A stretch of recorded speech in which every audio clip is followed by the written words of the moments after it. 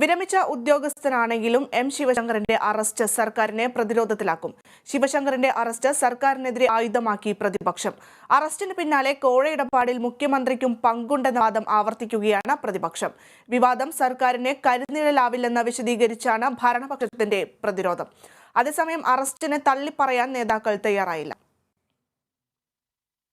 ഒരിടവേളയ്ക്ക് ശേഷം life mission ഇടപാടിൽ ഇഡി നടപടി കടുപ്പിച്ചതോടെ ശിവശങ്കറിന്റെ അറസ്റ്റ് ചൂണ്ടിക്കാട്ടി സർക്കാരിനെയും മുഖ്യമന്ത്രിയെയും പ്രതികൂട്ടിൽ നിർത്തുകയാണ് പ്രതിപക്ഷം മുൻപുന്നയിച്ച ആരോപണം ശിവശങ്കറിന്റെ അറസ്റ്റോടെ ശരിയാണെന്ന് തെളിഞ്ഞുവെന്നാണ് പ്രതിപക്ഷവാദം.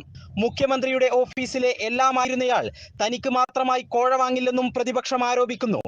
അതേസമയം ശിവശങ്കറിനെ പൂർണ്ണമായും പിന്തുണയ്ക്കാതെ പ്രതിപക്ഷ ആരോപണങ്ങൾ തള്ളുകയാണ് സർക്കാരും ഇടതുമുന്നണിയും. രാഷ്ട്രീയമായിട്ടുള്ള ആരോപണങ്ങളാണ്, അത് അതിന്റെ വഴിക്ക് പോട്ടെ.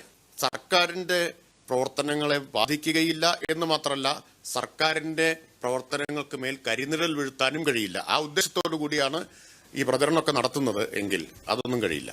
കേന്ദ്ര ഏജൻസിയുടെ അന്വേഷണത്തെ രാഷ്ട്രീയ പ്രേരിതമെന്നാരോപിച്ച് പൂർണ്ണമായും തള്ളാൻ CPI സംസ്ഥാന സെക്രട്ടറി കാനം രാജേന്ദ്രൻ തയ്യാറായില്ല. കേസ് അന്വേഷിക്കുമ്പോൾ അതിൻ്റെ ഭാഗമായിട്ട് സ്വാഭാവികമായിട്ടും അന്വേഷണത്തിൻ്റെ ഭാഗമായിട്ട് പല നടപടികളുണ്ടാകും. സർക്കാരിന് അങ്ങനെ ഇത് പ്രത്യേകിച്ച് തിരിച്ചടിയുടെ ഒരു പ്രശ്നമൊന്നുമില്ല. ഒരു കേസ് ഒരു ഏജൻസി അന്വേഷിക്കുമ്പോൾ അന്വേഷണത്തിൻ്റെ ഭാഗമായിട്ട് പല നടപടികളും സ്വീകരിക്കും. കോഴ എന്ന് പറഞ്ഞാൽ അത് പ്രൂവ് ചെയ്തല്ലേ ആവുള്ളൂ. അതുവരെ അത് ആരോപണമല്ലേ. സർക്കാരിനെ ബാധിക്കില്ല ഈ അന്വേഷണം ഒന്നും സർക്കാരിനെ ബാധിക്കില്ല. അറസ്റ്റ് സർക്കാരിന് ക്ഷീണമാകില്ലെന്ന് അവകാശപ്പെടുമ്പോഴും അഭിമാന പദ്ധതിക്ക് നിർണായക പദവിയിലിരുന്ന ഉദ്യോഗസ്ഥൻ കളങ്കം വരുത്തിയത് വിശദീകരിക്കുക സർക്കാരിന് എളുപ്പമാകില്ല.